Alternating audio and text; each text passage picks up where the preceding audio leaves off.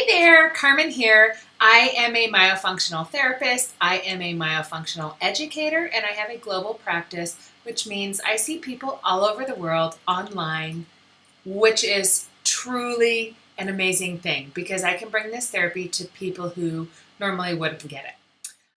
Today we're going to talk about a tongue thrust. So what it is, why it's bad. I have a real personal issue with tongue thrust because it kicked my butt for a number of years. So totally on a side note, do you know that it is worse when your tongue lays in the wrong spot rather than when your tongue swallows wrong? So just think about that here for a second.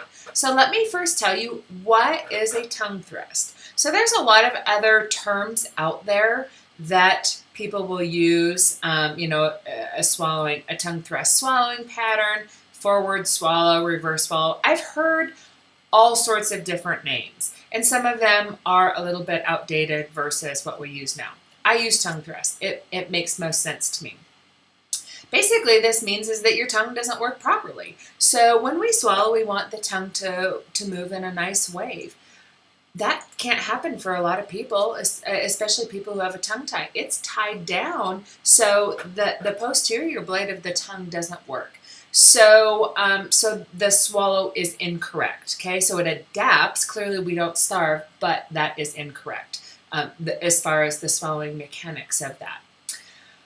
A tongue thrust also happens when somebody has a habit, whether that be a bottle, whether it be a thumb, whether it be a pacifier. Anything that pins the tongue down is going to prevent this nice movement. So if you swallow 1,200 to 2,000 times a day and you're a kiddo with a pacifier, you're not taking that out every time you swallow, so you just learn to swallow around it. So that's part of the problem. That's where some of that tongue thrust swallowing pattern comes from. So why is it bad? Ultimately, it just affects the mechanics of the swallow. And really, I have a large population of clients from 60 to 70, almost 80. Those clients, their swallow has been affected by that tongue thrust. And then over time, as we get older and things get less tone, that kind of stuff, it becomes a concern. A lot of people who come to me they get referred by an orthodontist. That's because they have a really strong tongue thrust, so their tongue comes forward, pushes on their teeth. I mean, I have had clients where their teeth, their front teeth, they're flared out, and that's from the mechanics of that swallow. So rather than having this nice wave, the tongue comes forward, it pushes, it can go down. Everybody is just a little bit different. So remember what I said about that pressure of the tongue laying versus the pressure of the swallow. If your tongue just lays in the wrong place and it just pushes on your teeth, that's more concerning than that swallow. So if it just lays there and pushes, that's why learning the correct tongue posture is also very important. So how does somebody fix their tongue thrust? So, a lot of people who do comprehensive exams with me, they don't even know whether they have a tongue tie or not. And not all of them do, but a lot of them know that they have tongue thrust issues. Manipulating food is difficult. They don't chew bilaterally. Things don't work very, very smooth for them. So how do I work with this? So when I work with a client and we're working on that tongue thrust, it is a step-by-step process that I work through. So first we start with tongue placement, and we work on strength, and we work on coordination. And then we start working on the mechanics of the swallow. So it is a step-by-step process. My clients are all building on little building blocks. We want the force of the swallow to go up and back, not any other way.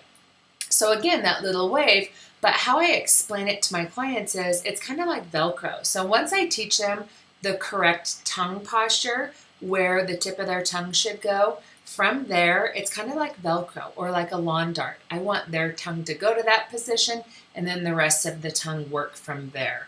That's harder for some people and easier for others, but we want to push the force of that swallow up, if you will, up into like the area right behind your teeth, so the alveolar ridge area, You want to push that up rather than forward or out. So take some time paying attention to your swallow. A lot of my clients have no idea until I point it out or until we start down that path. They have no idea that they don't swallow properly. The important thing is that learning about it younger rather than older is important because I have a lot of clients, like I said earlier, that, as we get older, we lose muscle tone, we lose coordination, that kind of stuff. And a lot of those older clients now are really starting to have trouble with choking. So if you have a tongue thrust problem now, it's a real easy thing to fix rather than waiting till you're older and maybe potentially you might be choking at that time.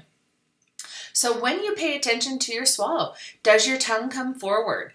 What does the posterior blade of your tongue do? So what does the back of your tongue? Is this part laying there like a limp biscuit? Does it move? What does it do? Kind of tune into that and see. If you're wondering about whether you have a tongue thrust, you can certainly find out. You can find a myofunctional therapist. They're going to help you with that. Or you can download my free assessment, which you can get at the bottom of any one of my blogs, and that assessment is going to help you. But really, more than anything, bringing this to light for you to think about your swallow, which is something we don't normally think about. But a lot of my clients have swallowing issues, and it comes back to that tongue thrust. Super important.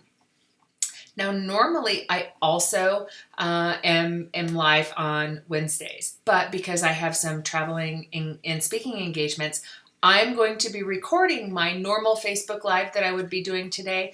I am going to be recording that and posting it for you, so it won't be live, but it's very important. This is a very personal journey for me as far as the tongue thrust, and so I'm going to share you my personal story. I myself have been through myofunctional therapy, and I had a terrible tongue thrust, and it cost me a ton of money and a lot of frustration and stuff, as far as my ortho. The other thing is we're out there. We're on YouTube. You can find us on Facebook. We're on Instagram.